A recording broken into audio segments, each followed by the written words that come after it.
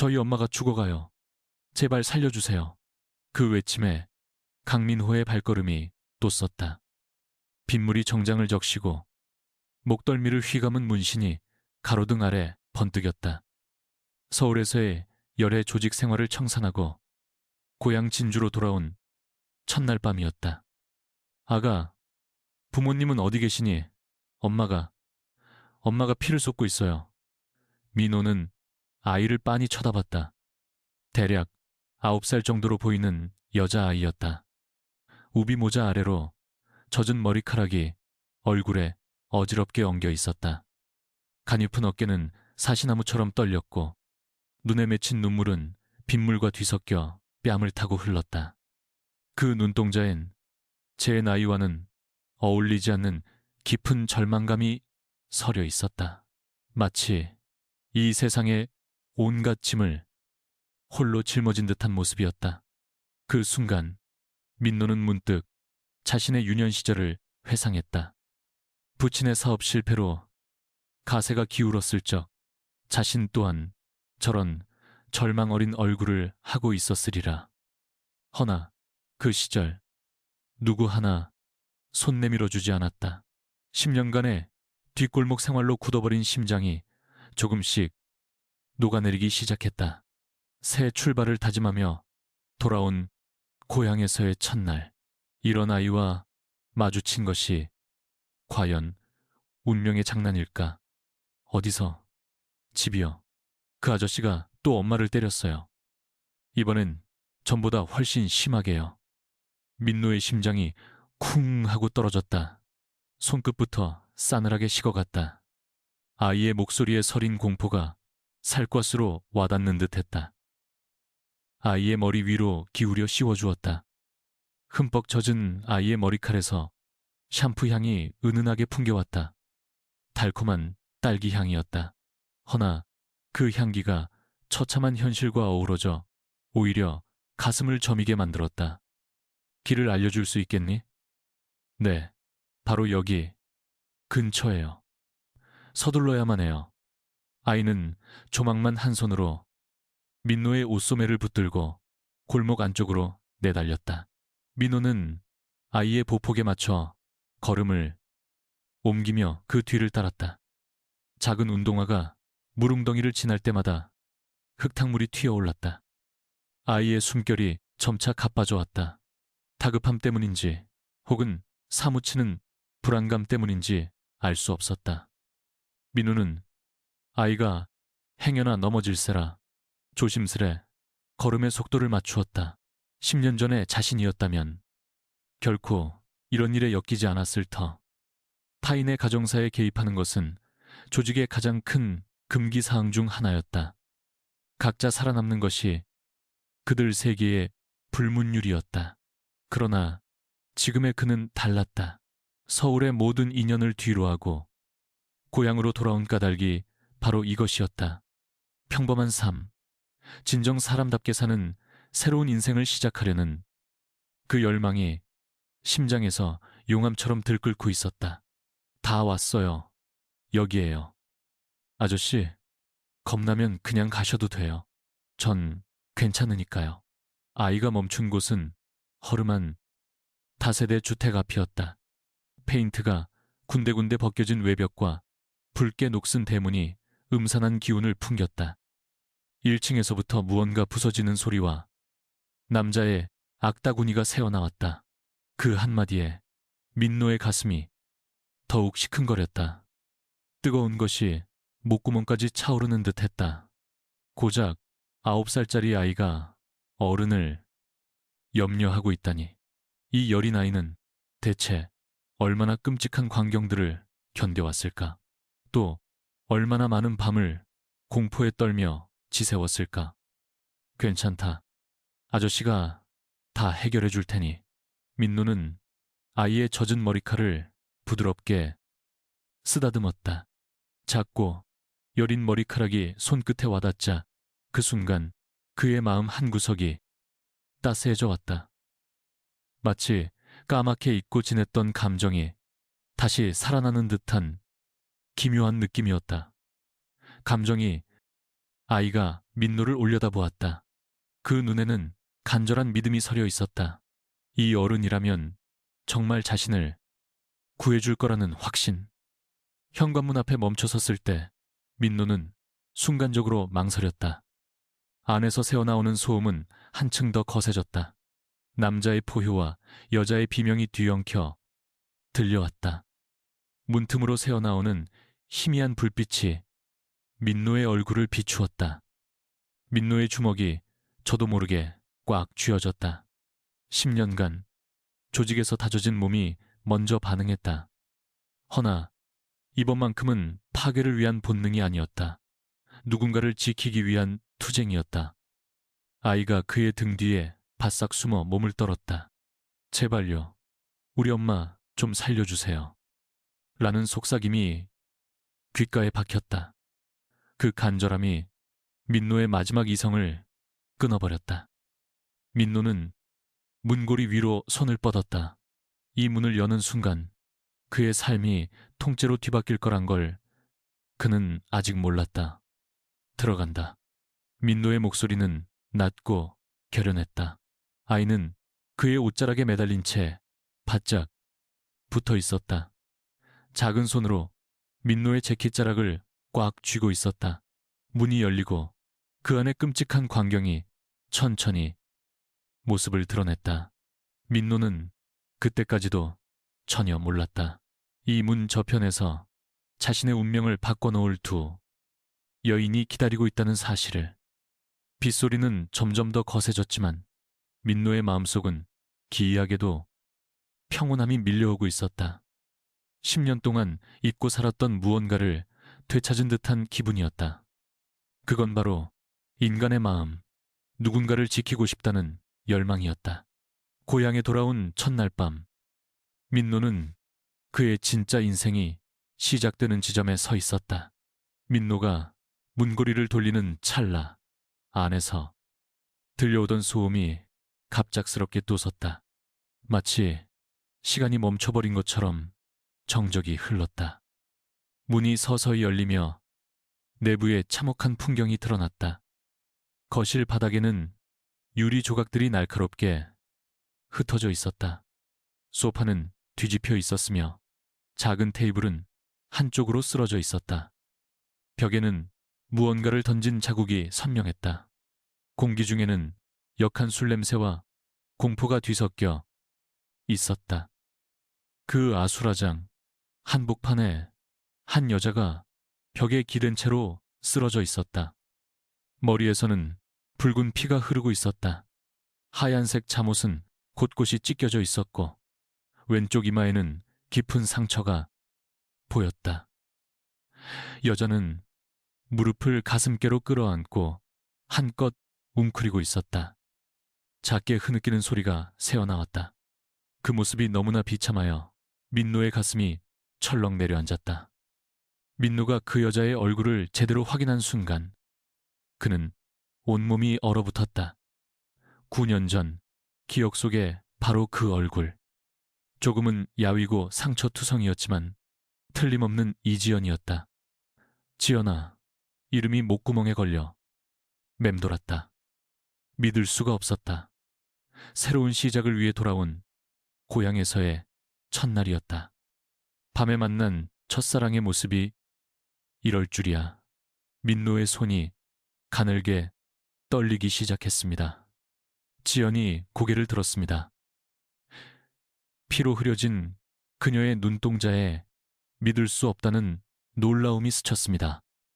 마치 헛개비를 본 듯한 얼굴이었죠. 민노야, 이게 꿈은 아니지? 그녀의 목소리는 심하게 잠겨 있었습니다. 입가에 엉겨붙은 핏자국이 보였어요. 민노는 그대로 무릎을 꿇으며 그녀에게 다가갔습니다. 9회의 세월이 눈 녹듯 사라지는 순간이었습니다. 이 새끼는 또 누구야? 탁한 목소리와 함께 주방에서 사내 하나가 비틀대며 걸어 나왔습니다. 바로 박성철이었습니다. 40줄 초반으로 보이는 그는 누가 봐도 만취 상태였습니다. 얼굴은 시뻘겋게 달아올라 있었고 두 눈은 핏발이 서 있었죠. 손에는 소주병을 쥔 채였습니다. 옷은 잔뜩 구겨지고 머리는 산발이었습니다. 그야말로 추레한 주정뱅이 몰골이었죠. 그를 본 순간 민노는 온몸에 피가 역류하는 기분이었습니다. 두 주먹이 절로 꽉 쥐어졌습니다.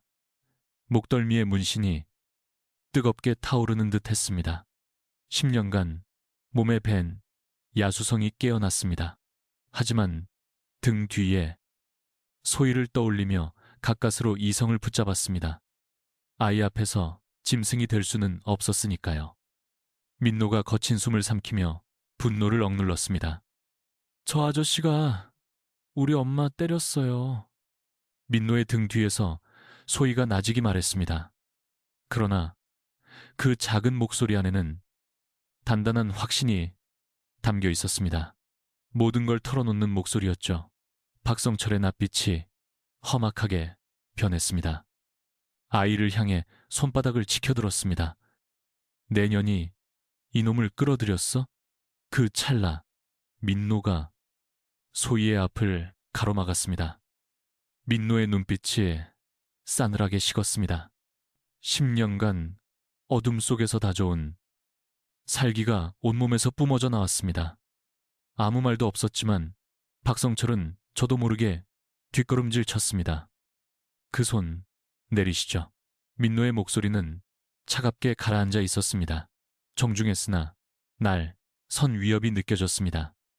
민노의 삭발과 목덜미의 문신을 본 박성철의 얼굴이 굳었습니다. 그 순간 민노의 뇌리에 아웃회전, 지연의 모습이 파노라마처럼 스쳤습니다.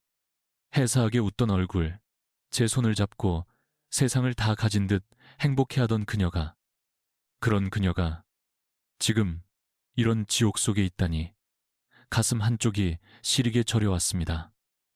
만약 그때 자신이 그녀를 떠나지 않았더라면 지연이 이 모진 고통을 겪진 않았을 텐데 뼈아픈 죄책감이 해일처럼 덮쳐왔습니다. 내 놈이 뭔데 참견이야. 썩 꺼져. 박성철이 악을 썼지만 그 목소리 끝은 미세하게 떨리고 있었습니다. 민노가 뿜어내는 기에 눌려 숨쉬기조차 버거웠죠. 취중에도 본능은 위험 신호를 보내고 있었습니다. 민노가 천천히 다가섰습니다. 당신이 이 여자의 남편이시군. 목소리에는 경멸이 가득했습니다. 민노는 박성철을 없는 듯 무시하고 지연에게 무릎을 굽혔습니다. 그는 조심스러운 손길로 그녀의 상처를 살폈습니다. 이마의 열상은 예상보다 깊었습니다. 당장 병원으로 가야만 했습니다. 지연아, 정신 좀 차려봐. 병원 가자, 응? 9회 만에야 겨우 입에 올린 그녀의 이름이었습니다. 지연은 민노를 보며 그저 눈물만 흘렸습니다. 그 눈물 속에는 안도와 그리움, 미안함이 함께 뒤엉켜 있었다. 있었어요. 너희들 대체 무슨 관계야? 내 아내한테 어디서 반말이야? 박성철이 갑자기 고함을 치며 주방으로 뛰쳐들어갔습니다. 이내 식칼을 손에 쥐고 나타났죠. 술 기운에 몸도 못 가누는 주제에 시퍼런 칼날을 휘둘렀습니다. 아찔한 상황이었죠. 소희가 비명을 질렀습니다. 민노는 번개처럼 움직여 박성철의 손목을 낚아챘습니다. 과거 조직에서 익힌 격투술이 반사적으로 튀어나왔죠. 민노가 박성철의 손목을 꺾는 순간 쨍그랑 소리와 함께 칼이 바닥에 나뒹굴었어요. 그는 지체 없이 박성철을 제압했습니다. 힘을 쓰긴 했지만 불필요한 상처는 입히지 않았습니다. 이제 그만 진정하시죠. 더는 어떤 폭력도 용납 안 합니다. 민노의 목소리는 칼날 같았죠. 그는 곧바로 지연의 상처를 돌보기 시작했습니다. 주방에서 마른 수건을 가져와 상처를 눌러 지혈했습니다. 지연은 정신은 있었지만 기력이 몹시 쇠해 있었습니다. 소희야, 혹시 엄마 가방 어딨는지 알아? 저기 소파 아래요. 민노는 지연의 가방 속에서 휴대폰을 꺼내 들었죠. 구급차가 오기를 기다리며 민노는 소희를 다독였습니다. 아이는 공포에 질려 사시나무처럼 떨고 있었습니다. 민노의 품에 안기자 아이는 겨우 안정을 되찾았습니다. 다 괜찮을 거야. 아저씨가 옆에 있을게. 바로 그 순간 민노는 낯선 감각에 휩싸였습니다. 작은 아이를 품에 안자 가슴 속에 온기가 퍼져나갔습니다. 마치 아주 오래전부터 알고 지낸 듯한 친밀감이었습니다. 이윽고 구급차가 도착했습니다. 구급대원들이 지연을 조심스럽게 들것으로 옮겼습니다. 민노는 소희의 작은 손을 꼭 잡고 구급차에 동승했습니다. 박성철은 현장에 온 경찰에게 인계되었습니다. 구급차 안에서 지연이 힘겹게 민노의 손을 붙잡았습니다. 고마워, 민노야. 그녀의 목소리는 가냘팠지만 진심이 고스란히 느껴졌어요. 그 순간 민노는 주체할 수 없는 감정이 북받쳐 올랐습니다. 9해 만에 재회한 첫사랑을 지켜냈다는 안도감이었죠. 병원 응급실, 차디찬 형광등 불빛이 바닥으로 쏟아지고 있었습니다. 코끝을 찌르는 소독약 냄새 속에서 민노는 소희와 나란히 딱딱한 의자에 앉아 지연을 기다렸습니다. 소희는 아직도 그 노란 우비를 입고 있었습니다. 의자가 높아 작은 두 발은 바닥에 닿지 않았죠. 허공에 동동 뜬 작은 다리가 흔들렸습니다. 그 모습에 민노의 가슴이 시큰거렸어요. 얼추 1시간 뒤 담당 의사가 나왔습니다. 40대 중반의 여의사였죠. 지친 기색이 역력한 얼굴로 민노에게 다가와 물었습니다. 환자분 보호자신가요?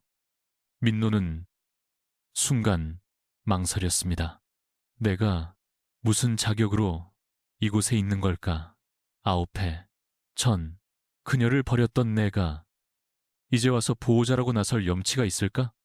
저 그냥 아는 사람입니다. 아이가 도와달라고 해서. 그의 목소리는 끝이 흐려졌습니다. 다행히 심각한 외상은 아니에요. 이마 상처는 봉합했고 며칠간 안정을 취하면 금방 회복될 겁니다. 그런데 의사는 말을 잇지 못했습니다. 하지만 말입니다. 몸의 흔적들을 보니 이번이 처음이 아닌 듯합니다. 묵은 상처 자국이 여럿 보입니다. 민노의 주먹이 부들부들 떨렸습니다. 그녀가 얼마나 오랜 시간 고통받았을지 짐작이 갔습니다. 지연이 누워있는 병실 안으로 들어섰습니다. 그녀는 침대에 곤히 잠들어 있었어요. 이마의 상처는 새하얀 거즈 아래로 입술은 퉁퉁 부어 있었다. 민노를 본 그녀의 눈동자에 복잡한 감정이 스쳤다. 이내 사라졌다. 민노야.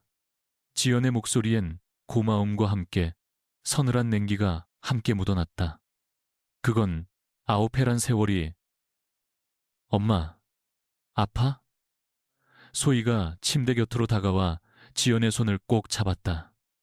지연은 딸을 보며 희미하게 웃었다. 하지만 미소 뒤편엔 짙은 미안함과 자책감이 그늘져 있었다. 괜찮아, 우리 소희. 엄마, 괜찮아. 그 모습을 지켜보던 민노의 가슴이 답답해졌다. 지연의 시선은 애써 그를 외면했다. 그걸 느낄 수 있었다. 여긴 어떻게 온 거야? 지연의 물음엔 온기 대신 날선 경계심이 가득했다.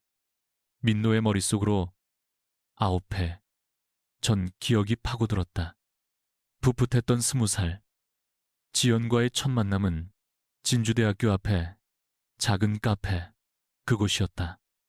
향기로운 그곳에서 지연은 아르바이트생이었고 민노는 매일같이 출석하던 단골이었다. 매일같이 아메리카노 한 잔을 시키고 그녀를 훔쳐보던 시절, 두 사람이 연인이 된 것은 바로 그 해 봄이었다. 벚꽃잎이 눈처럼 흩날리던 진주성, 남강에서 나란히 봤던 동틀역의 하늘, 그녀가 유난히 좋아하던 민노야, 우리 결혼하면 꼭 진주에서 살자. 난 여기가 정말 좋아. 해맑게 웃던 그녀의 얼굴이 눈앞에 선했다. 그 시절 모든 것이 완벽했다. 하지만 그의 삶이 흔들리기 시작한 건 사귄 지 꼭 새해가 되던 해였다. 아버지의 작은 건설 회사가 무너지며 집안이 기울었다. 집 앞에는 빚쟁이들이 진을 쳤고 전기가 끊기는 날은 부지기수였다. 민노가 아르바이트를 늘려봤지만 역부족이었다. 지연과의 데이트 비용마저 버거워지기 시작했다. 사랑하는 그녀 앞에서 작아지는 자신이 끔찍했다. 바로 그때 서울의 어떤 조직에서 손을 내밀었다. 고등학교 선배 김영철의 전화였다. 야, 너 진주에서 썩을 거냐? 서울로 와. 한 달이면 네 아버지 빚 전부 갚고도 남을 돈 벌게 해줄게. 민노는 흔들렸다. 지연과의 미래를 그리려면 돈이 필요했다. 하지만 그 선택의 대가가 얼마나 끔찍할지는 짐작조차 하지 못했다. 서울행을 결심했던 그날 밤, 민노는 지연에게 차마 입을 뗄 수가 없었다. 늘 가던 남강변 카페, 그는 결국 진실의 절반만을 꺼내놓았다. 지연아, 미안하다. 나 서울 가야 해. 왜? 갑자기 무슨 사업이라도 하는 거야. 민노는 우리의 미래라는 거짓말로 조직의 이름은 끝내 숨겼다. 그럼 우린 어떻게? 지연의 눈시울이 서서히 붉어지기 시작했다. 그녀는 애원하듯 민노의 손을 붙잡았지만 그의 결심은 이미 차갑게 굳어 있었다. 금방이야. 돈 벌어서 돌아올게. 그때 결혼하자. 기다려줄 거지? 하지만 그건 새빨간 거짓말이었다. 민노는 알고 있었다. 한 번 발을 들이면 다시는 돌아올 수 없는 길임을. 다음 날 새벽, 민노는 도망치듯 진주를 떠났다.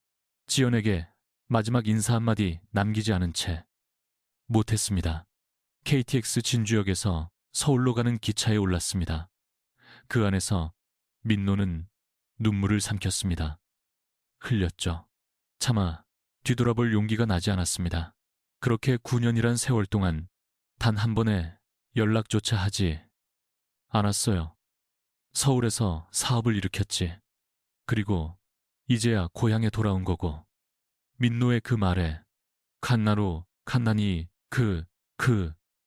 설명에 지연은 코웃음을 쳤습니다. 어련하시겠어. 잘 됐겠네. 그녀의 음성엔 날카로운 냉소가 가득 서렸습니다. 민노는 그녀가 완전히 다른 사람이 됐음을 느꼈죠. 과거에 다정했던 지연은 흔적도 없이 사라졌습니다. 민노가 소희를 보며 조심스럽게 물었죠. 소희는 나이가 어떻게 돼? 9살이요. 그 대답에 민노의 머릿속이 복잡해졌습니다. 9살이면 자신이 떠나고 얼마 되지 않아 아이가 태어났다는 의미였습니다. 불길한 예감이 스쳤지만 섣불리 단정할 수는 없는 노릇이었습니다. 그 남자랑은 언제 결혼했어? 소희가 5살 때. 그러니까 지금으로부터 4년 전이야. 성철 씨라고. 지연의 목소리는 한층 더 싸늘해졌습니다. 왜? 그게 궁금한 거야? 나 혼자 어떻게 버텼는지 알고 싶기라도 해. 민노는 그녀의 날선 저기를 느꼈습니다. 그 속에 거대한 비밀이 숨겨져 있음을 직감했죠. 민노야, 고마운 건 사실이야. 정말. 하지만 지연은 잠시 말을 고르다 이었습니다. 이제 와서 도와주는 척한다고 과거로 돌아갈 수 있을 거란 생각은 하지 마. 그 한마디가 민노의 심장에 비수처럼 박혔습니다. 지연의 가슴에 얼마나 깊은 원망이 응어리졌는지 느껴졌습니다. 그녀에겐 차마 민노에게 꺼내지 못한 말이 있었죠. 바로 소희의 진짜 아빠가 누구냐는 것이었습니다. 민노가 떠나버린 직후 임신, 사실을 알게 됐을 때의 그 절망과 분노를 그는 상상조차 못했습니다. 허나 지금 그 진실을 밝히고 싶지는 않았습니다. 9년간 소식 한 번 없던 그에게 이 고통스러운 진실을 왜 말해야 한단 말인가. 당분간은 우리 집에서 지내. 민노의 제안에 지연이 차갑게 답했습니다. 고맙긴 한데 딱 며칠만이야. 그 후에는 우리 힘으로 해결할 거야. 바로 그 순간 소희가 두 사람 사이에 냉랭한 공기를 읽고는 불안해했습니다. 엄마, 왜 그래? 아저씨가 우리 도와주시는 거잖아. 지연은 딸을 향해 억지로 미소 지었지만 민노를 향한 날 선 경계는 풀지 않았습니다. 병원에서 나온 지연과 소희는 민노의 차에 몸을 실었습니다. 민노가 마련한 곳은 진주 시내의 작은 원룸이었습니다. 서울에서 급히 내려오며 마련한 임시 거처였죠. 차 안은 무거운 침묵만이 흘렀습니다. 지연은 창밖으로 시선을 고정한 채였고 소희는 뒷자리에 조용히 앉아 있었죠. 민노는 룸미러에 비친 소희를 보며 기묘한 감정에 사로잡혔습니다. 원룸은 정돈되어 있었지만 비좁았습니다. 침대 하나에 작은 소파, 조촐한 주방이 공간의 전부였죠. 지연과 소희가 침대를 쓰고 민노는 소파에서 지내기로 했습니다. 불편하겠지만 며칠만 견뎌줘. 민노의 불온도 그 말에 지연은 말없이 고개만 끄덕였습니다. 여전히 냉랭했죠. 반면 소희는 고맙습니다. 아저씨라며 밝게 인사했습니다. 그날 밤 소희가 잠자리에 들기 전 민노에게 조용히 다가왔습니다. 아저씨, 우리 엄마는 왜 자꾸 아픈 거예요? 아이의 순수한 물음에 민노의 가슴이 시큰거렸습니다. 아이가 지금껏 얼마나 많은 걸 겪으며 자랐을지 생각하니 마음이 무거워졌습니다. 이제 다 괜찮을 거야. 아저씨가 지켜줄 테니. 지연은 민노가 소희에게 다가서는 모습을 바라보며 복잡 미묘한 감정에 휩싸였습니다. 고맙지만 불안했죠. 9회 만에 나타난 민노가 소희에게 관심을 보이는 것이 영 마음에 걸렸습니다. 소희야, 이리 와. 지연은 딸을 급히 불러 품으로 끌어당겼습니다. 민노는 그 광경을 보며 아직 자신이 용납되지 못했음을 직감했습니다. 이튿날 아침, 민노는 서둘러 일어나 소박한 아침 식사를 준비했습니다. 달걀 프라이와 토스트, 그리고 우유 한 잔이 전부였죠. 소희는 그 모습을 신기하다는 듯 쳐다보았습니다. 아저씨도 요리할 줄 아시는구나? 아주 간단한 것뿐이야. 많이 서툴지? 소희가 환하게 웃으며 말했어요. 아니요, 정말 맛있어 보여요. 아침 식사 도중 소희가 불쑥 물었습니다. 아저씨, 우리 혈액형이 똑같나 봐요. 혈액형이라니? 어제 병원에서 엄마 검사 받을 때 들었는데 엄마랑 저는 A형이래요. 아저씨도 A형 맞죠? 민노는 순간 크게 놀랐습니다. 그걸 어떻게 알았어?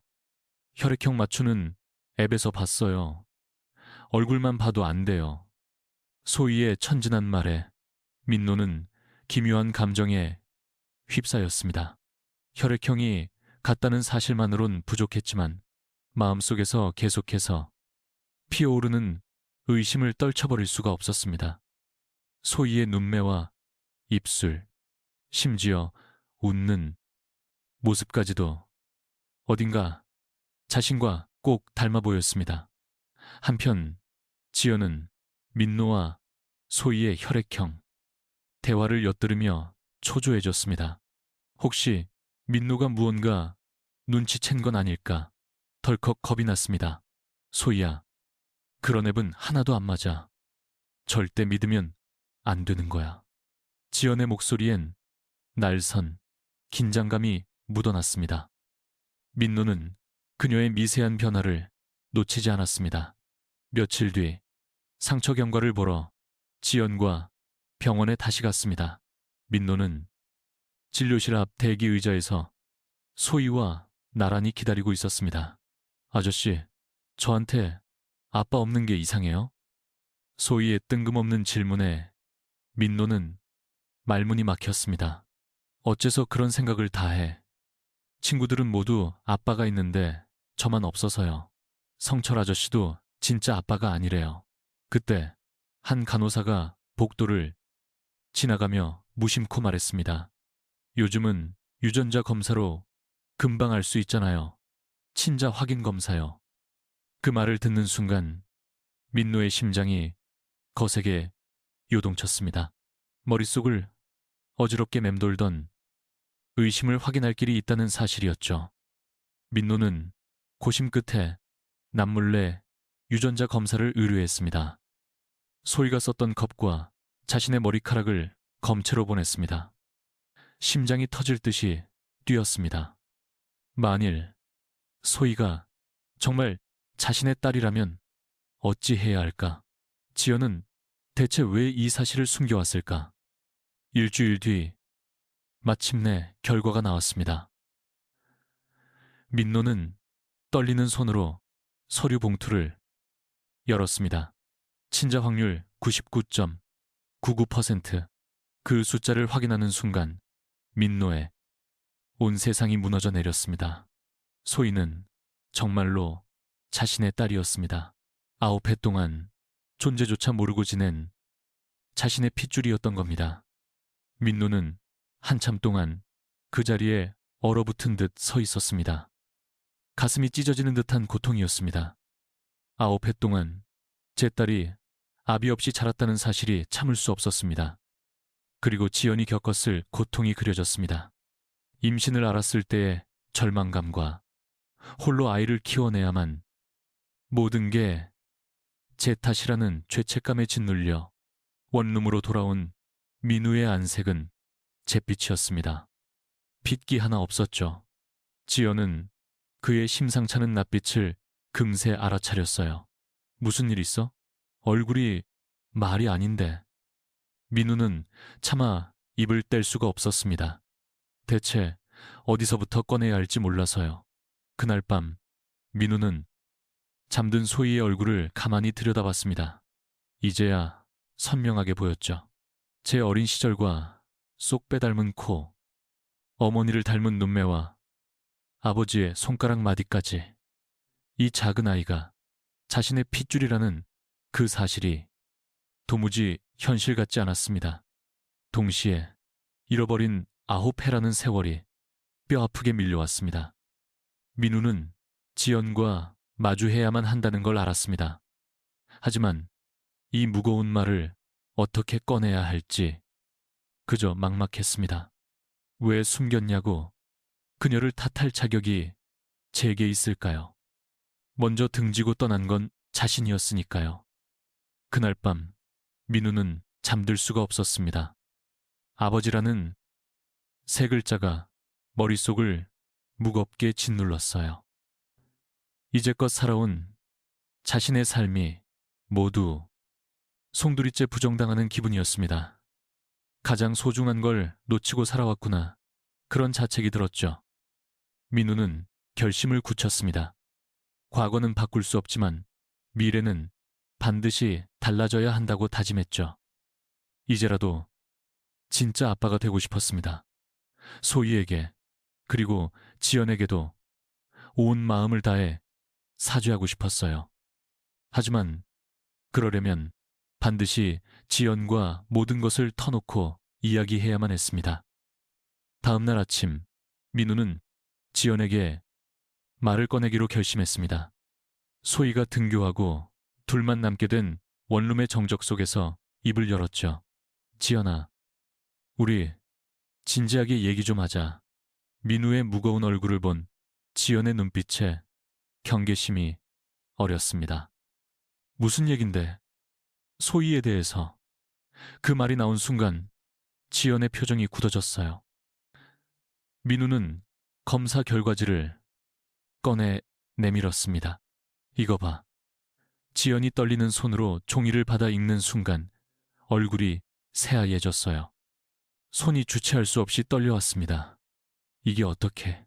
소희, 내 딸 맞지? 그렇지. 민우의 나지막한 물음에 지연은 더는 숨길 수 없다는 걸 직감했어요. 그녀는 한동안 어떤 말도 꺼내지 못했습니다. 그저 손에 들린 결과지만 보며 떨고 있을 뿐이었어요. 9해라는 긴 시간 지켜온 비밀이 무너지는 순간이었습니다.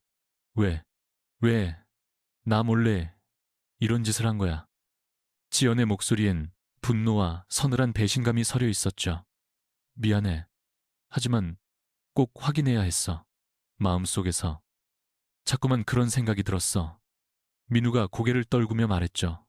9회 전 떠날 때 네가 임신한 줄은 몰랐어. 알았더라면. 그랬다면 안 떠났을 거란 말이야? 지연의 목소리가 칼날처럼 날카로워졌습니다. 웃기지 마. 넌 이미 다 결정했잖아. 나보다 서울이 더 중요했으니까. 지연이 자리에서 벌떡 일어나 소리쳤습니다. 9회 동안 억눌러온 감정이 화산처럼 터져나왔어요. 혼자서 임신 사실을 알았을 때 내가 얼마나 무서웠는지 알아? 어찌할 바를 몰라. 며칠 밤을 새워 울었는지 아느냐고. 병원에 가서 아기 심장 소리를 처음 들을 때도 나 혼자였어. 지독한 입덧에 시달릴 때도, 불러오는 배 때문에 일을 그만둘 때도 전부 혼자 감당했다고. 지연의 목소리는 절규에 가까워졌습니다. 뜨거운 눈물이 뺨을 타고 흘렀죠. 아이를 낳을 때조차도 혼자였어. 곁에서 손 한 번 잡아줄 이 하나 없었어. 갓난아기 땐 밤새도록 우는데 그걸 달래줄 사람도 없었지. 아이가 아프면 병원 데려가는 일도, 어린이집 보내는 일도 전부 혼자 감당해야 했어. 지연은 떨리는 주먹을 쥐고 말을 이었어요. 다른 애들은 아빠가 번쩍 안아주는데 우리 소희는 단 한 번도 경험해보지 못했어. 아비 없는 애라고 놀림받은 적도 있었고 돈을 벌려고 밤이 새도록 일해야 했어. 소희는 옆집 할머니께 맡겨두고 그러면서 늘 죄스러웠어. 우리 아이한테도 그 할머니께도. 지연의 목소리가 가늘게 떨려왔습니다. 편의점, 아르바이트, 청소, 전단지 배포, 닥치는 대로 일했어. 그래도 늘 모자랐지. 그러다 성철 씨를 만난 거야. 우리 소희를 예뻐해주고 경제적으로도 보탬이 될 것 같아서 결혼했어. 사랑이 아니라 오직 소희 때문에. 지연은 민호의 눈을 똑바로 응시했습니다. 그런데 막상 결혼하니 사람이 변하더군. 소희를 성가셔하기 시작했어. 제 핏줄이 아니라고 대놓고 차별하고, 술만 들어가면 소희에게 고함치고 나한테는 손까지 올렸어. 남의 새끼 키우는 게 얼마나 대단한 일인 줄 아냐면서 말이야. 지연의 목소리가 거칠어졌습니다. 그런 일을 겪을 때마다 생각했지. 소희 친아빠만 있었어도 우리가 이런 고생은 안 했을 텐데. 근데 이제 와서 뭘 어째 미안하다고? 유전자 검사까지 해가면서 확인하고서 지연이 민호를 쏘아봤습니다. 꼬박 9회 동안 연락 한 통 없던 사람이 느닷없이 나타나서 이제와 아버지 노릇을 하겠다고? 나도 처음엔 당신한테 연락하려 했어. 아이 가졌다고 말하려고. 하지만 당신은 서울로 떠나 새 출발을 했을 거라 여겼어. 지연의 목소리가 한결 가라앉았습니다. 그리고 무엇보다 내 자존심이 용납 못했어. 날 버리고 떠난 남자에게 매달리고 싶진 않았으니까. 지금도 그 마음은 같아. 소희가 갑자기 아빠의 존재를 알게 되면 상상만 해도 무서워. 지연이 눈시울을 붉히며 말했습니다. 지금까지 아빠가 없어도 괜찮다고, 엄마가 아빠 몫까지 다 해줄 수 있다고 그렇게 말해왔는데, 고마운 건 고마운 거야. 정말 위험할 때 나타나 우릴 구해준 거. 하지만 그게 모든 걸 용서할 이유가 되진 않아. 지연은 힘겹게 말을 이었습니다. 당신이 어떤 사정으로 떠났든 그건 중요하지 않아. 결과적으론 우릴 버린 거니까. 지연아, 난 정말 몰랐어. 알았다면 결코 떠나지 않았을 거야. 민호가 애타게 말했습니다. 내 딸이란 걸 알았다면 우리 소희를 위해서라도 어떻게든 다른 방법을 찾았을 거라고. 이런 험한 일은 시작도 안 했을 거야. 이제 와서 그런 말은 소용없어. 중요한 건 지금부터야. 지연이 차갑게 말했습니다. 소희한텐 뭐라고 설명할 건데? 갑자기 아빠가 생겼다고 하면 그 아이가 받게 될 충격을 생각해 본 적 있어? 만일 정 아빠가 되고 싶다면 증명해보여. 말이 아닌 행동으로. 지연의 목소리엔 결의가 서려 있었습니다. 소희한테 상처 주지 마. 그리고 또다시 떠날 생각도 마. 한 번 더 버려지면 우린 감당 못해. 당분간은 지금처럼 그냥 도와주는 아저씨로만 있어줘. 소희가 스스로 받아들일 수 있을 그때까지. 지연이 못을 박듯 말했습니다. 그리고 무슨 일이 있어도 소희 앞에선 이 얘기는 꺼내지 마. 내가 마음의 준비를 할 때까지는. 민호는 그저 고개를 끄덕였습니다. 지연의 그 모든 분노와 원망을 기꺼이 감당할 각오가 되어 있었습니다. 이제야 자신이 얼마나 돌이킬 수 없는 잘못을 저질렀는지 깨달았기 때문이죠. 지형과 격렬한 언쟁이 끝난 후 원룸에는 무거운 정적이 내려앉았습니다. 지연은 창가에 기댄 채 멍하니 밖을 내다봤고 민호는 소파에 주저앉아 머리를 감싸쥐고 있었습니다. 방 안에는 여전히 지연의 분노와 절망이 공기 중에 맴도는 듯했고 민호는 가슴이 답답해져 왔습니다. 아오페라는 세월의 무게가 그의 어깨를 짓눌렀습니다. 바로 그때 문이 열리고 소희가 학교에서 돌아왔죠. 엄마, 아저씨, 저 다녀왔습니다. 명랑한 목소리로 들어선 소희는 집안의 무거운 공기를 금세 알아차렸습니다. 왜 그러세요? 무슨 일 있으셨어요? 지연은 황급히 표정을 갈무리하며 딸을 맞았어요. 아니야, 괜찮아. 민호는 소희를 바라보며 가슴이 뭉클해졌습니다. 이제야 확신했으니까요. 이 아이가 바로 자신의 핏줄을 이어받은 딸이라는 사실을요. 소희의 자그마한 손짓과 고개를 갸웃거리는 버릇, 호기심이 생길 때면 반짝이는 그 눈빛까지도 모든 것이 새롭게 다가왔습니다. 동시에 9해 동안 잃어버린 시간에 대한 깊은 후회가 밀려왔습니다. 소희야, 숙제는 있니? 민호가 조심스레 물었습니다. 지연은 그 광경을 바라보며 복잡, 미묘한 표정을 지었습니다. 네, 수학이랑 국어요. 어려워서 엄마께 여쭤보려던 참이었어요. 아저씨가 도와줄까? 수학은 제법 자신 있거든. 소희의 두 눈이 반짝 빛났습니다. 정말이세요? 민호는 소희 곁에 자리를 잡고 숙제를 봐주기 시작했습니다. 구구단을 외는 소희를 보니 자신의 어릴 적 모습이 어렴풋이 떠올랐습니다. 7 곱하기 8은 56. 맞았어. 아주 잘하는데. 민호가 소희의 머리를 쓰다듬어 주자 아이는 환하게 웃었습니다. 그 순간 민호의 가슴 속으로 온기가 퍼졌죠. 이런 것이 아버지의 마음이구나 싶었습니다. 지연은 부엌에서 저녁을 준비하며 두 사람의 모습을 조용히 지켜보았습니다. 민호가 소희를 대하는 태도에서는 진심이 느껴졌습니다. 그렇지만 마음 한편의 경계심을 완전히 풀 수는 없었습니다. 정말 달라진 걸까? 아니면 그저 일시적인 감정일 뿐일까? 지연의 마음 속에서 의심과 희망이 교차했습니다. 어느덧 저녁 식사 시간이 되었죠. 소박한 된장찌개와 달걀말이, 김치가 전부였지만 셋이 함께하니 식탁의 온기가 감돌았습니다.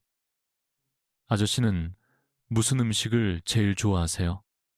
소희의 물음에 민호가 희미한 미소를 지었습니다.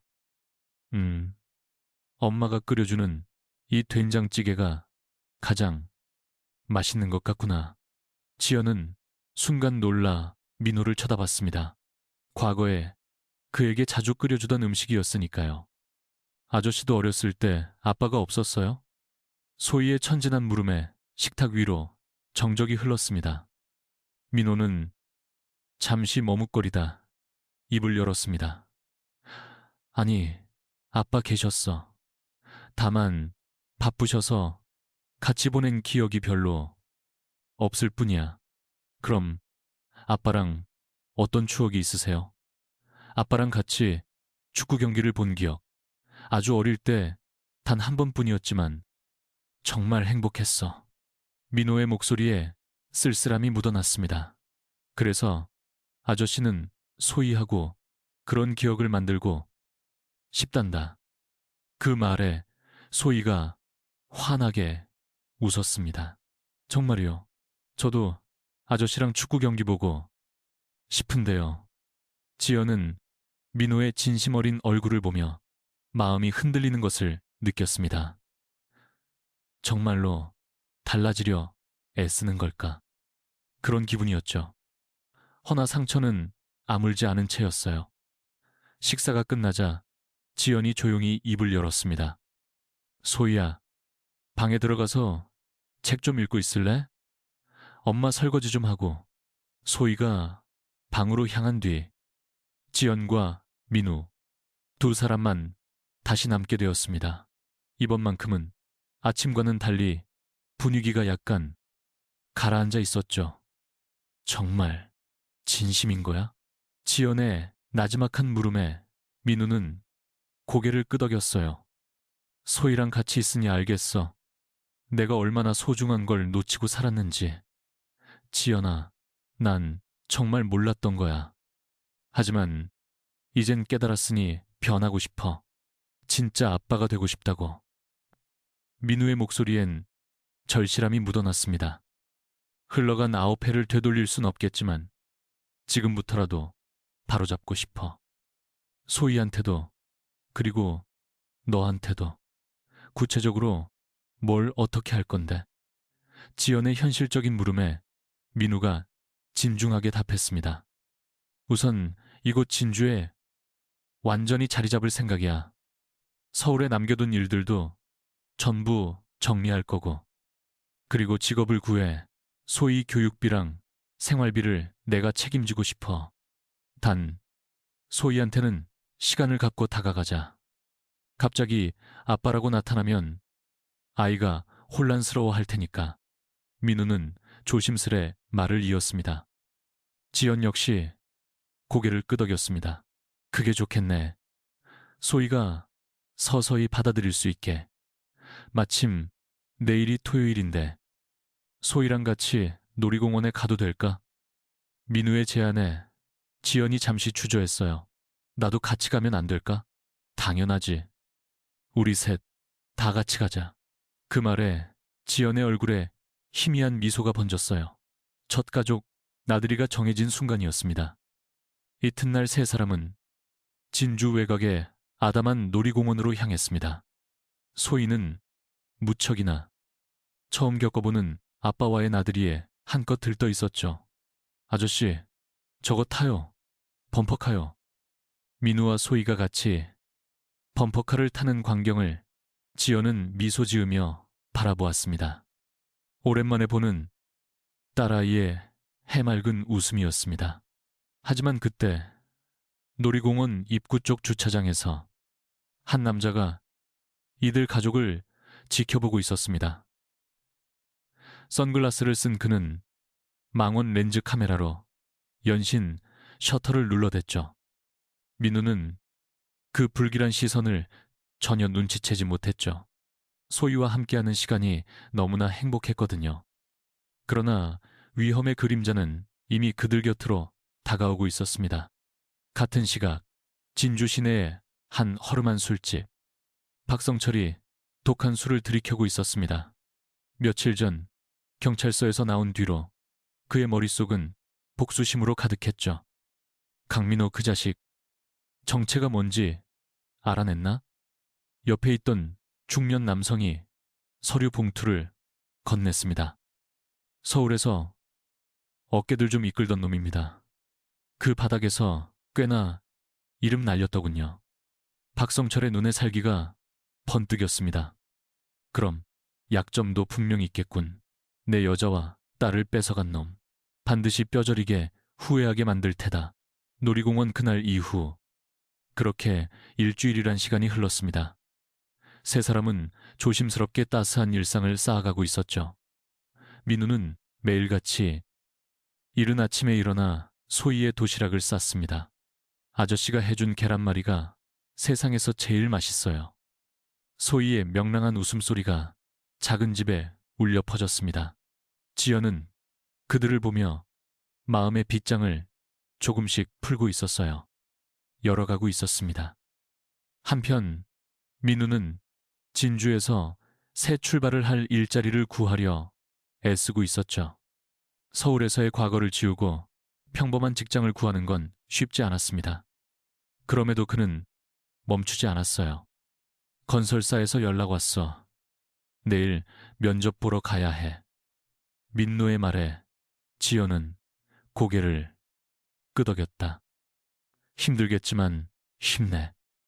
저녁 시간이 되면 민노는 어김없이 소희와 함께 시간을 보냈다. 숙제를 봐주거나 책을 읽어주기도 하고 가끔은 동네를 한 바퀴 돌며 산책했다. 했다. 아저씨, 우리 이제 진짜 가족 같지 않아요? 소희의 천진한 말 한마디에 민노의 가슴은 뜨거워졌다. 아직 사실을 털어놓지 못했지만 아이는 이미 그를 가족의 일원으로 받아들인 듯했다. 지연 역시 조금씩 변해가고 있었다. 민노를 향한 그녀의 눈빛에서 날선 경계심이 서서히 누그러지고 있었다. 특히 딸 소희가 진심으로 행복해하는 모습을 볼 때면 그녀의 마음도 흔들렸다. 고맙다, 민노야. 우리 소희가 저렇게 밝은 모습을 보는 게 대체 얼마만인지 몰라. 지연의 음성에는 진심 어린 감사가 묻어 있었다. 어느 날 저녁, 세 사람은 텔레비전으로 애니메이션 영화를 감상했다. 소희는 민노와 지연의 한가운데 앉아 팝콘을 먹으며 즐겁게 웃었다. 우와, 저기 나오는 아빠 진짜 멋있다. 영화 속 아버지의 모습을 보며 소희가 눈을 빛내며 말했다. 그 순간 민노는 자신도 저런 아버지가 되어주고 싶다는 강한 열망을 느꼈다. 그토록 평화롭던 어느 날 민노가 일자리 면접을 마치고 집으로 돌아오는 길이었다. 버스 정류장에 내리려는 찰나 등 뒤로 섬뜩한 기운이 느껴졌다. 뒤에서 누군가 자신을 예리하게 지켜보는 시선이 느껴졌다. 민노는 과거 조직 생활로 다져진 동물적 감각으로 그 시선을 포착했다.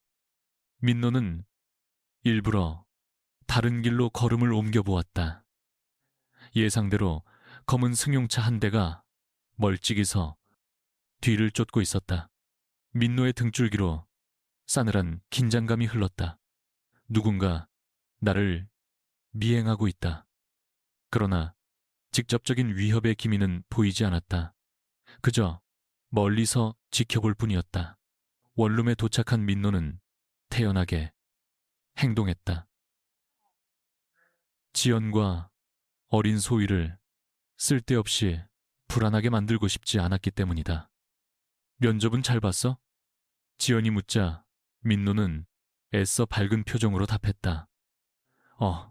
괜찮았어. 결과는 며칠 뒤에 알려준대. 한편 소희는 학교에서 친구들에게 민노의 이야기를 꺼냈다. 우리 집에요. 아저씨가 와 계시는데 진짜 친절하고 좋은 분이야. 친구들이 호기심을 보였다. 새아빠셔? 소희가 고개를 저었다. 아니, 엄마 친구분이시래. 근데 꼭 우리 아빠 같아.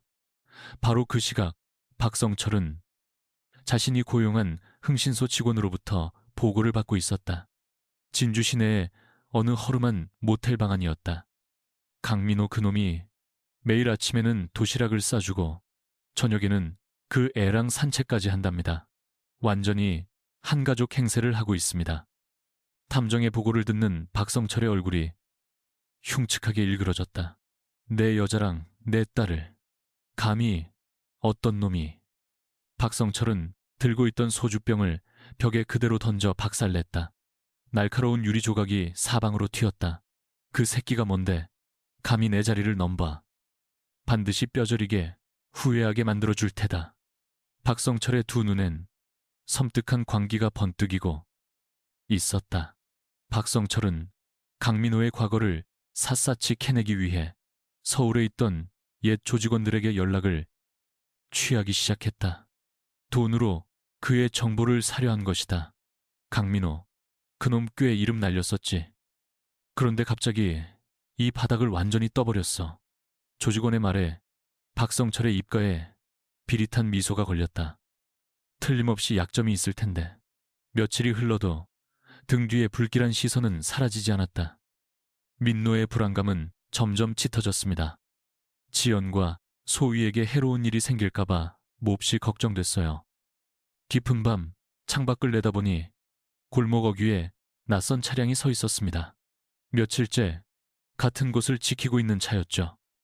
지연 역시 민노의 달라진 분위기를 감지했습니다.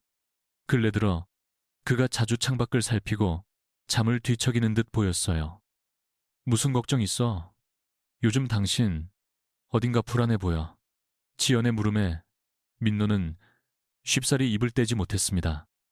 이걸 말해야 하나. 지연아, 혹시라도 이상한 낌새가 느껴지면 바로 연락해.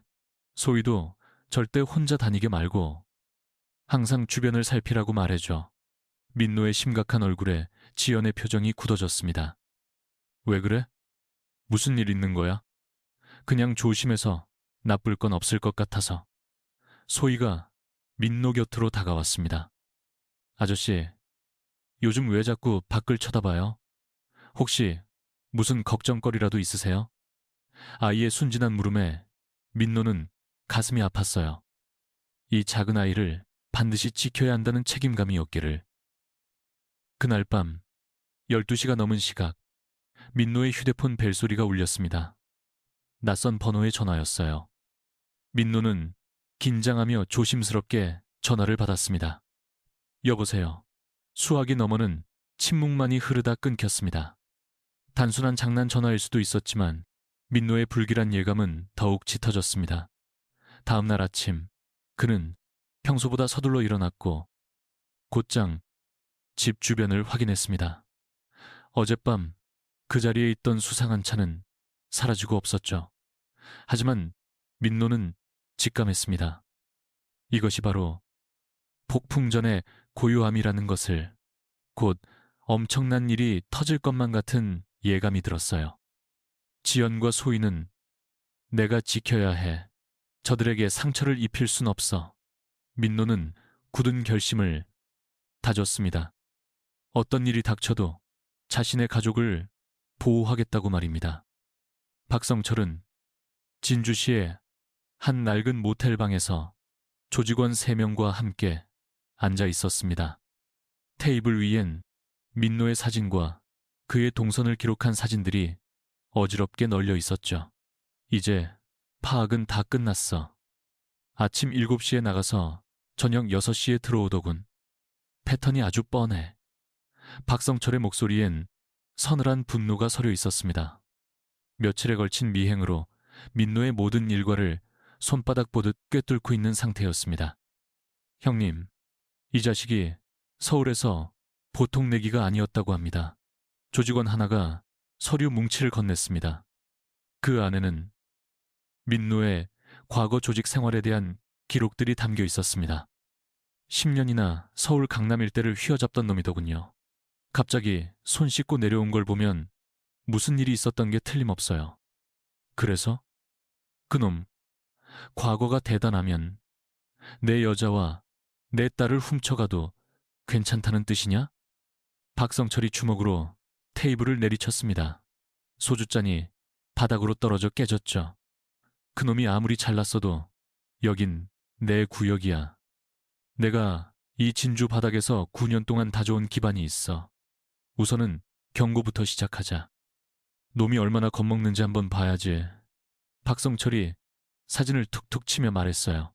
차 타이어 찢어놓고 집 앞에 경고장 하나 던져놔. 그렇게 서서히 목을 조이는 거야. 그래도 안 되면 내가 나설 테니. 조직원들은 조용히 고개를 끄덕였습니다. 다음날 아침 민노가 면접을 보러 집을 나서자 차 타이어 4개가 모두 주저앉아 있었습니다. 누군가 예리한 칼로 일부러 찢어놓은 선명한 흔적이었습니다. 민노는 즉시 등골이 서늘해지는 것을 느꼈다. 이건 단순한 장난이 아니었다. 자신을 겨냥한 명백한 경고였다. 웬 택시야? 차는 어쩌고? 지연의 물음에 민노는 속내를 감추며 태연하게 대답했다. 점검 맡겼어. 괜찮아. 지연과 소희를 걱정시킬 수 없었기에 그는 거짓말을 했다. 그러나 그의 내면은 날카로운 경계심으로 가득 차 있었다. 그날 저녁 집에 돌아온 민노의 눈에 문틈에 꽂힌 낯선 봉투 하나가 들어왔다. 그 안에는 섬뜩한 협박 편지가 있었다. 남의 가정에서 손대. 이게 마지막 경고다. 민노의 얼굴이 차갑게 굳어졌다. 모든 것이 명확해졌다. 박성철이 드디어 움직이기 시작한 것이다. 바로 그날 밤 민노의 핸드폰이 울렸다. 서울에서 함께 일했던 김영철이었다. 민노야, 너 요즘 진주에서 뭐하고 지내냐? 웬 놈이 널 찾던데. 민노의 가슴이 철렁 내려앉았다. 누군데? 박성철이라는 작자가 돈까지 뿌리며 내 뒤를 캐더라. 몸조심해. 전화를 끄는 민노의 표정이 무겁게 가라앉았다. 박성철이 과거까지 들쑤신다는 건 이건 단순한 질투나 분노의 차원을 넘어선 문제였다.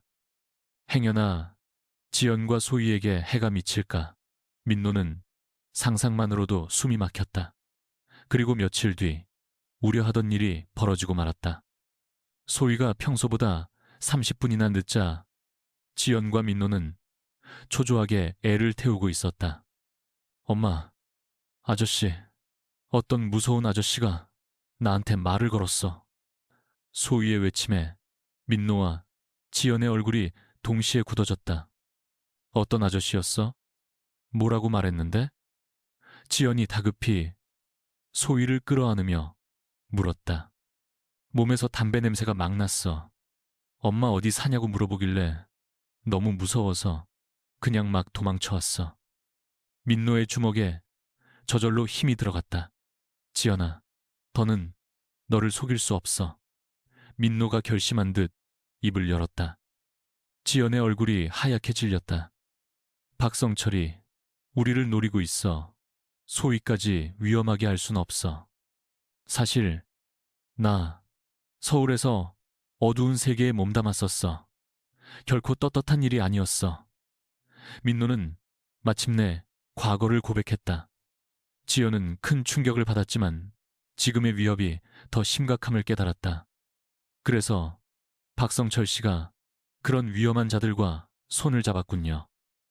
이제부터 소희 절대 혼자 두면 안 돼. 학교 오고 가는 거 무조건 내가 할게. 민노의 단호한 말에 지연은 고개를 끄덕였다. 그리고 조금이라도 이상하면 무조건 경찰서로 뛰어가. 박성철 그놈은 내가 직접 만나서 끝을 볼 테니. 같은 시각 박성철은 무리들과 더욱 악랄한 계획을 꾸미고 있었다. 어설픈 협박 따위로는 민노가 꿈쩍도 않으리란 걸 깨달았다. 이제 직접 움직일 때다. 저 계집이랑 애를 잡으면 그놈은 제 발로 기어와서 빌게 될 거야. 박성철의 눈에 섬뜩한 광기가 번뜩였다. 그들은 거미줄처럼 민노 가족의 일상을 샅샅이 파고들며 감시하기 시작했다. 소위의 등하굣길, 지연이 들르는 시장, 심지어 민노가 면접을 보러 가는 곳까지 그들의 모든 움직임이 손바닥처럼 읽히고 있었다. 함정을 파기 위한 치밀한 준비였다. 며칠간 이어진 감시와 위협에 민노는 뜬 눈으로 밤을 지새웠다. 창밖에는 어김없이 감시하는 차량이 서 있었다. 이대로는 안 된다. 내가 먼저 움직여야 해. 민노의 눈빛이 달라졌다. 가족을 지키기 위해 박성철과 맞서야만 했고 다음 날은 섬뜩할 만큼 조용했습니다. 늘 따라붙던 감시 차량의 그림자도 협박 전화나 편지도 일절 없었습니다. 하지만 민노는 직감했습니다. 이것이 거대한 폭풍전의 고요이며 박성철이 무서운 계략을 꾸미고 있다는 것을, 그리고 그 표적이 바로 지연과 소희라는 사실을 민노는 결심을 굳혔습니다. 어떤 일이 닥쳐도 가족만큼은 지켜내겠다고. 그날 아침 민노는 소희를 등교시킬 채비를 하고 있었습니다. 지연은 장을 보러 시장에 갈 채비를 했습니다. 평소와 같은 일상으로 보였지만 위험은 이미 그들 곁에 도사리고 있었습니다. 소희야, 오늘 아침도 아저씨랑 같이 가자. 민노가 소희의 책가방을 챙겨주며 다정하게 말했습니다. 소희는 해맑게 웃으면서 고개를 끄덕였습니다. 난 시장 좀 다녀올게. 저녁에 먹고 싶은 거 없어? 지연이 가방을 들고 나서려 하자 민노가 잠시 망설이다 입을 열었습니다. 혹시라도 무슨 일 생기면 바로 전화해. 그리고 너무 늦게 다니지 말고. 지연은 고개를 끄덕인 후 집을 나섰습니다. 하지만 그녀는 상상조차 못했습니다. 건물 바로 앞에서 박성철의 수하들이 그녀를 기다리고 있다는 사실을. 민노가 소희의 손을 잡고 학교로 가는 길, 유난히 거리에 차가 많다고 느꼈습니다. 특히 검은색 세단 2대가 일정한 간격을 유지하며 뒤따라오고 있었습니다. 민노는 본능적으로 위협을 느꼈습니다. 하지만 지금은 소희를 무사히 학교에 데려다 주는 것이 가장 중요했습니다. 아저씨, 오늘 날씨 진짜 좋다. 소희의 명랑한 목소리에 민노의 굳었던 마음이 잠시 풀렸습니다. 소희야, 오늘 수업 끝나면 교실에서 꼼짝 말고 기다려. 아저씨가 데리러 올게. 민노가 신신당부했습니다. 소희는 고개를 끄덕인 뒤 교문 안으로 들어갔습니다. 민노는 소희의 뒷모습이 완전히 사라진 것을 보고 나서야 발길을 돌렸습니다. 그 순간 휴대폰이 울렸습니다. 강민호, 들어본 적 없는 낯선 목소리였습니다. 하지만 민노는 단번에 알아차렸습니다. 박성철의 목소리라는 것을. 원하는 게 뭐지? 간단해. 내 여자와 내 딸한테서 손 떼. 그러면 조용히 끝내주지. 박성철의 목소리엔 서늘한 분노가 서려 있었습니다. 그건 안 될 말이다. 지연이와 소희는 이제 더는 당신 소유가 아니니까. 민노의 단호한 대답에 박성철은 냉소했습니다. 분명히 후회하게 될 거다. 이미 시작됐거든. 전화는 그대로 끊겼습니다. 민노는 불길한 예감에 사로잡혔습니다. 같은 시각, 시장에서 장을 보던 지연에게 한 낯선 사내가 다가왔습니다. 저기, 잠시만요.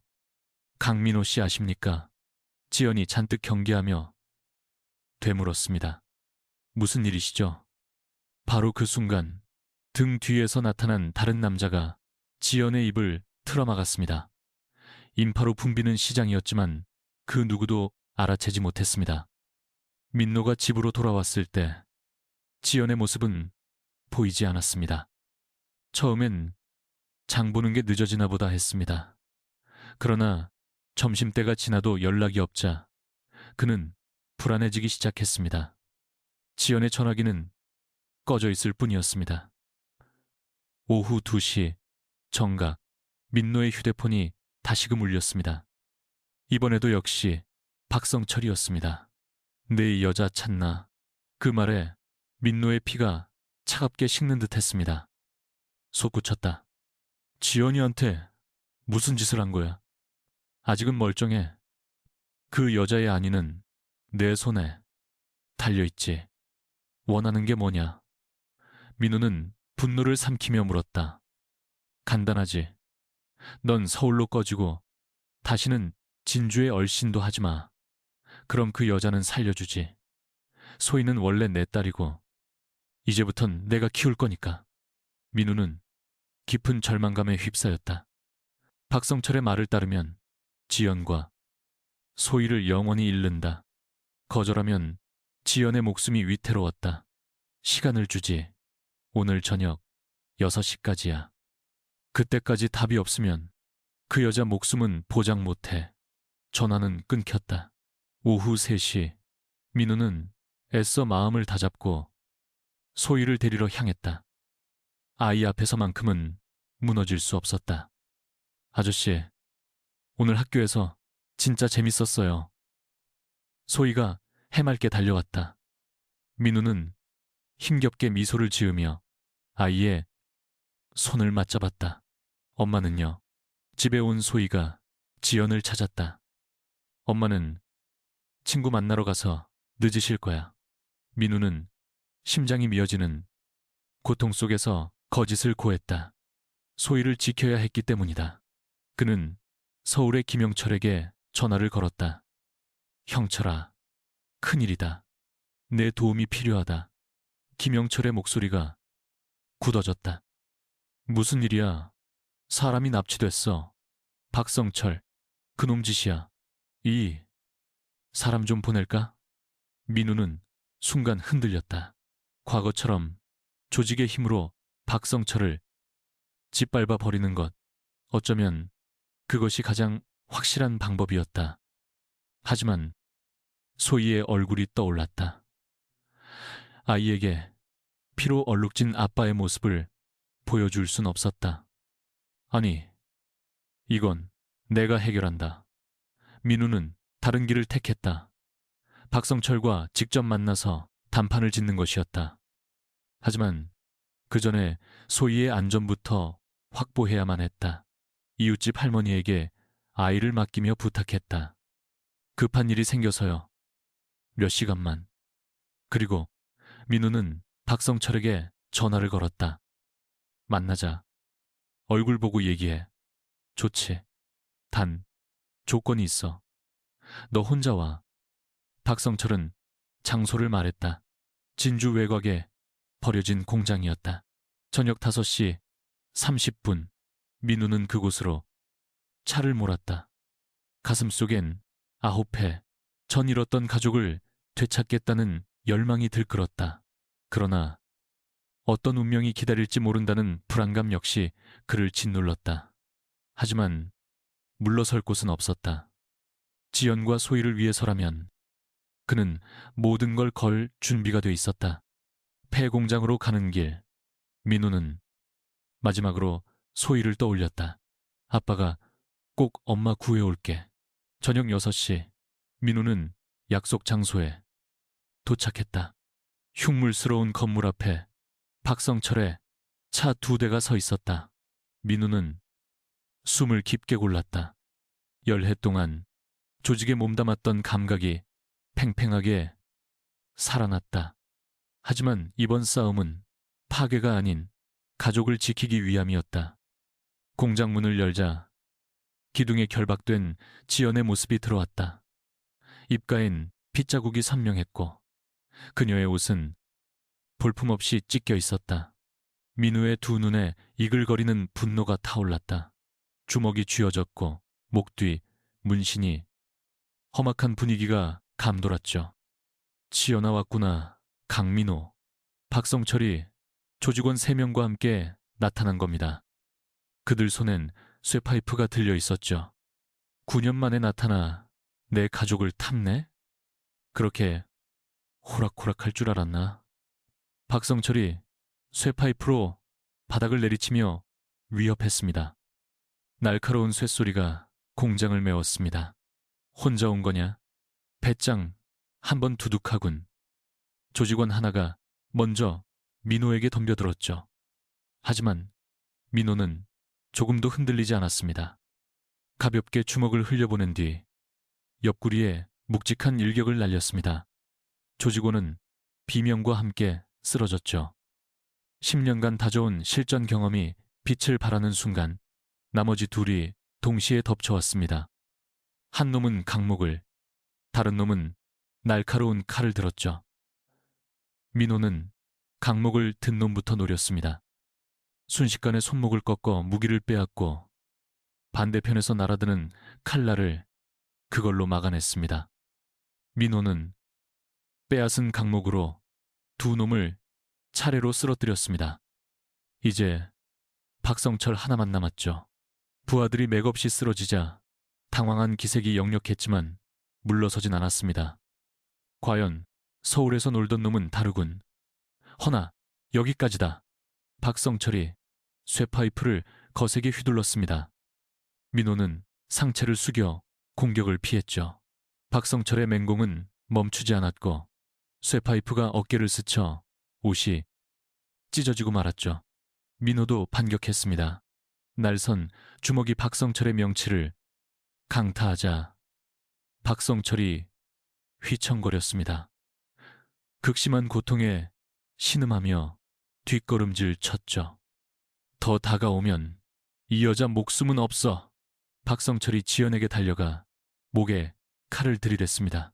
지연은 공포에 질려 민호야 라고 외쳤습니다. 민호의 모든 움직임이 멈췄죠. 지연을 다치게 할 수는 없었습니다.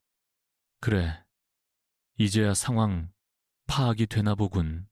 네가 아무리 날고 기어도 인질이 있으면 끝이야. 박성철이 승리를 직감한 듯 말했습니다. 자, 무릎 꿇어. 그럼 저 여자는 살려주마.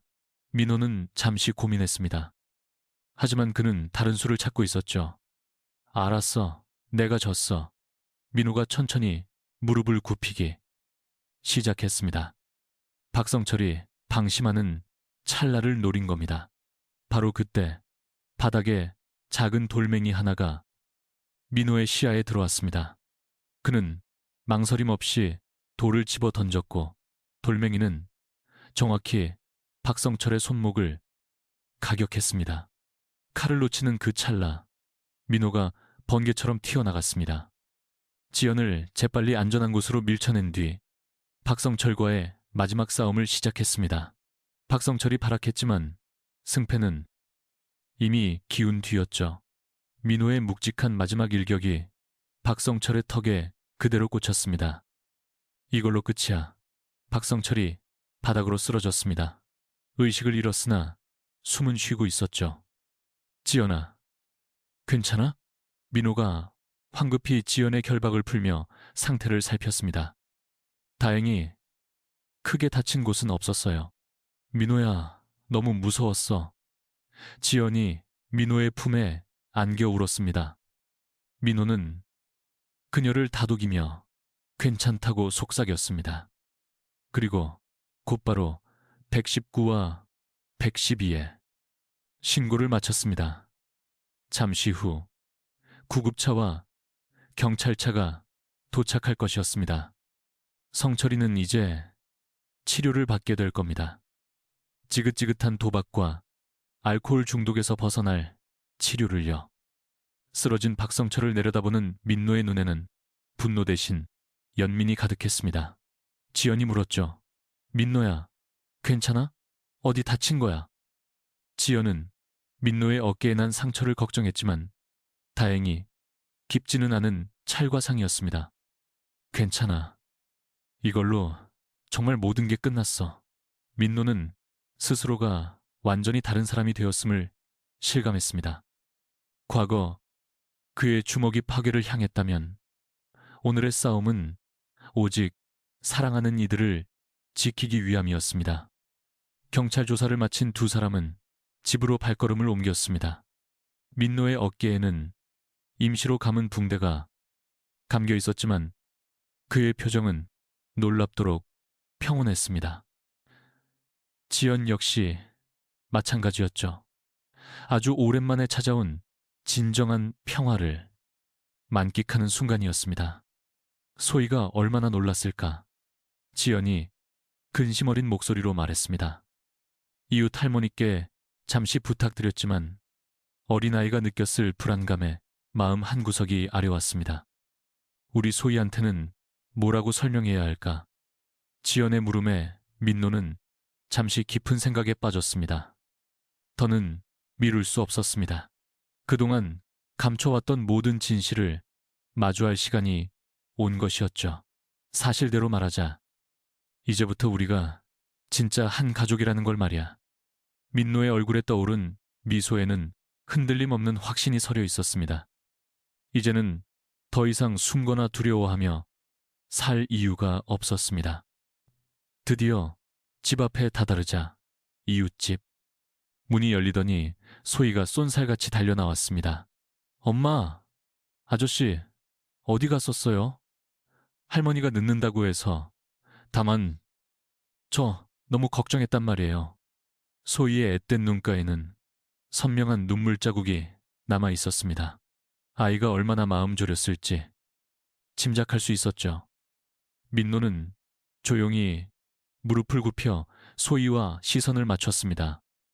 지연도 그의 곁에 나란히 앉았습니다. 소희야, 아저씨가 너한테 꼭 해야 할 말이 있어. 정말 중요한 이야기란다. 소희의 표정이 사뭇 진지해졌습니다. 뭔데요? 혹시 아저씨도 어디 가시는 거예요?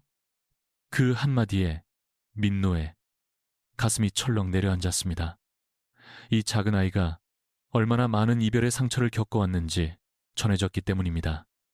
아니, 절대 아니야, 소희야. 오히려 정반대란다.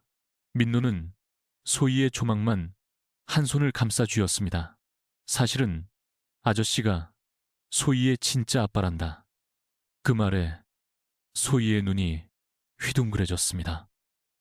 잠시 동안 아무 말 없이 민노를 쳐다보던 아이는 이내 세상 가장 환한 미소를 터뜨렸습니다. 정말이에요. 진짜로 제 아빠라고요. 거짓말하는 거 아니죠? 정말이야. 이렇게 늦게 찾아와서 정말 미안하다. 네가 세상에 나왔을 때부터 곁에 있어줬어야 했는데. 민노의 목소리가 가늘게 떨려왔습니다. 그럼 이제 저도 진짜 아빠가 있는 거예요? 소희는 여전히 믿기지 않는다는 표정으로 되물었습니다. 그래, 우리 딸. 이제 아빠가 평생 소희랑 엄마 곁에서 지켜줄게. 다시는 절대 떠나지 않을 거야. 그 말을 듣자마자 소희는 민노의 품으로 와락 달려들어 안겼습니다. 아빠, 진짜 우리 아빠. 지연 역시 조용히 눈물을 훔치며 두 사람을 함께 끌어안았습니다. 무려 9회를 기다려온 순간이었죠. 사랑해요, 아빠. 소희의 작은 속삭임에 민노는 끝내 참았던 눈물을 터뜨리고 말았습니다. 아빠도 사랑해. 우리 딸, 정말로, 정말 많이 사랑해. 그날 밤, 비로소 완전한 가족이 된 세 사람은 서로를 부둥켜 안고 한참 동안 행복의 눈물을 흘렸습니다. 길었던 시련의 끝, 새로운 시작이 그들을 기다리고 있었습니다. 그리고 6달 후, 진주 시내의 아담하고 깨끗한 빌라에서 민노가 이른 아침 식사를 준비하고 있었습니다. 어느덧 평범한 아침이 익숙해졌습니다. 부엌에서 계란말이를 하는 민호의 얼굴엔 평온함이 가득했죠. 아빠, 저 일어났어요. 소희의 명랑한 목소리가 울렸습니다. 이제 아빠라는 말이 조금도 어색하지 않았죠. 민호는 그 목소리에 매번 가슴 한구석이 따스해졌습니다. 오늘도 도시락 싸주세요. 소희가 방에서 달려나와 민호의 품에 안겼고 지연도 그 모습을 보며 미소 지었어요. 6달 전과는 판이하게 다른 풍경이었습니다. 소희야, 아빠 바쁘시니 너무 성가시게 굴지 말고. 괜찮아. 우리 공주님 도시락 싸주는 게 세상에서 제일 행복한 일인데. 민호가 소희의 머리를 쓰다듬으며 말했죠. 오늘 현장 점검 때문에 조금 늦을지도 몰라. 이제 민호는 진주의 한 건설 현장 관리자로 일하고 있었습니다. 땀 흘려 번 돈으로 가족을 부양한다는 사실에 큰 보람을 느꼈죠. 조심해서 다녀오고 점심 거르지 마. 지연은 민호의 넥타이를 매만져주며 다정하게 말했습니다. 영락없는 부부의 자연스러운 모습이었죠. 그 사이 소희는 완전히 다른 아이가 되어 있었습니다. 불안에 떨며 눈치 보던 예전의 모습은 찾아볼 수 없었죠. 학교 생활에 잘 적응해 친구도 많아졌고 성적도 올랐습니다. 아빠, 오늘 학교 숙제가 가족 그림 그리기예요. 그래? 우리 소희는 어떻게 그릴 건데? 아빠랑 엄마, 그리고 제가 손 꼭 잡고 있는 모습이요. 민호가 소희를 등교시켜주는 길이었습니다. 부녀는 손을 맞잡고 걸으며 도란도란 이야기를 나누었죠. 친구들이 아빠가 제일 잘생겼다고 엄청 부러워해요. 우리 소희가 예쁘니까 아빠도 멋져 보이는 거야. 소희가 깔깔 웃었죠. 이토록 평범한 하루하루가 민호에겐 꿈결 같았습니다. 한편 지연은 동네 카페에서 일을 시작했죠. 대학 시절 아르바이트했던 카페 일이 문득 그리워졌기 때문이죠. 오랜만에 자신만의 시간을 갖게 된 그녀는 행복했습니다. 어서 오세요. 활기찬 목소리로 손님을 맞는 지연의 얼굴에는 생기가 가득했습니다.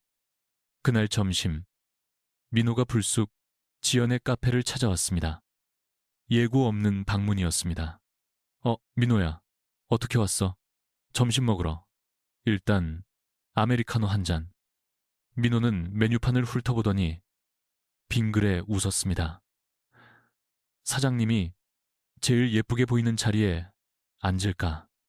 지연은 얼굴을 붉히며 그의 팔을 툭 쳤습니다. 한편 같은 시각 진주 시내의 한 중독치료센터. 박성철이 상담 치료를 받는 중이었습니다. 6달간의 치료로 그는 눈에 띄게 달라져 있었죠. 상태가 많이 호전되셨네요. 도박 충동도 거의 사라졌고요. 상담사의 말에 박성철이 고개를 끄덕였습니다. 다 민호 씨 덕분이에요. 치료비까지 대주셨으니 정말 감사합니다. 그는 민호에게 손수 편지를 써서 보냈습니다. 민호 씨와 지연 씨께 제가 저지른 일에 대해 용서를 구할 자격 없지만 진심으로 뉘우치고 있습니다. 이곳에서 치료받으며 제가 얼마나 그릇된 삶을 살았는지 깨달았습니다. 부디 소희가 행복하게 자라기를 바랍니다. 오후 3시, 소희가 학교에서 돌아올 시간이었습니다. 민호가 현장에서 일찍 나와 마중을 갔습니다. 아빠, 저 왔어요. 오늘 선생님이 저를 칭찬해 주셨어요. 뭘로? 수학 문제를 제일 빨리 풀었다고요. 아빠가 알려주신 덕분이죠. 민우는 자랑스러운 얼굴로 소희를 번쩍 안아 올렸습니다. 집으로 돌아온 세 식구는 함께 저녁 식사를 준비했습니다. 민우는 고기를, 지연은 반찬을 만들었죠. 소희가 상을 차리며 외쳤습니다. 우와, 정말 맛있겠다. 아이의 눈이 반짝였습니다.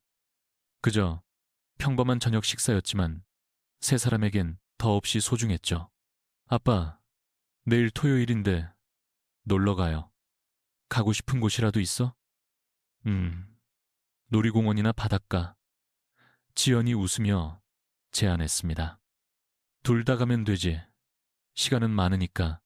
민우는 지연과 소희를 번갈아 보며 행복해했습니다.